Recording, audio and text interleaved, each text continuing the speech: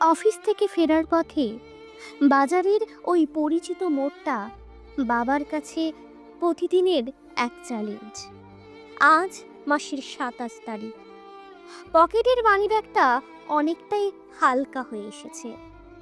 বাবা বাজারের ব্যাগের ভেতর হাত দিয়ে দেখলেন বাড়ির সেই ছোট ফর্দটা। বাজারে ঢোকার মুখেই ফলের দোকানে টাটকা আপেল সাজানো। বাবা একবার পকেটে হাত দিলেন, তারপর একটা দীর্ঘশ্বাস ফেলে এগিয়ে গেলেন। মনে মনে ভাবলেন, আপেল না কিনলে আজ অন্তত ডাল আর তেলের বাজেটটা ঠিক থাকবে। এই যে নিজের ইচ্ছাগুলোকে প্রতিদিন উপেক্ষা করা, এটাই হয়তো বাবার চিরচেনা স্বভাব। মাছের বাজারে গিয়ে যখন দেখলেন বড় মাছের দাম সাধ্যের বাইরে, তখন তিনি বিক্রেতার দিকে তাকিয়ে একটা স্নান হাসি দিয়ে বললেন, আজ থাক, শরীরটা ভালো নেই, ছোট মাছই দাও। আসলে শরীর নয়, পকেটের অবস্থা আজ ভালো নেই। এই সত্যিটা তিনি কাউকে বুঝতে দিলেন না।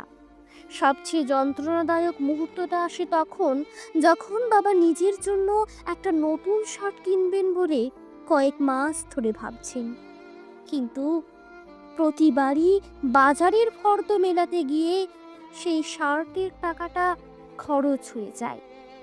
এমনকি ছেঁড়া জুতোর তলা দিয়ে জল ধুলো ঢুকলেও তিনি তা অবলীলায় এড়িয়ে যান, পাছে সন্তানদের আপনারে কোনো টান পড়ে।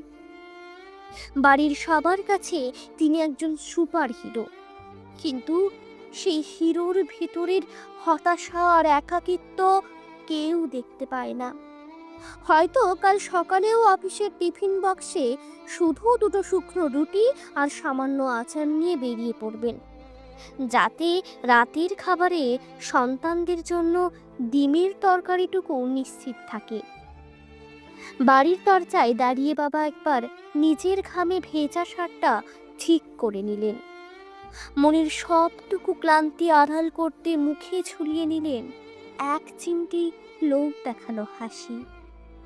কলিং বেল বাজাতেই ভেতর থেকে মা এসে ব্যাগটা হাতে নিলেন।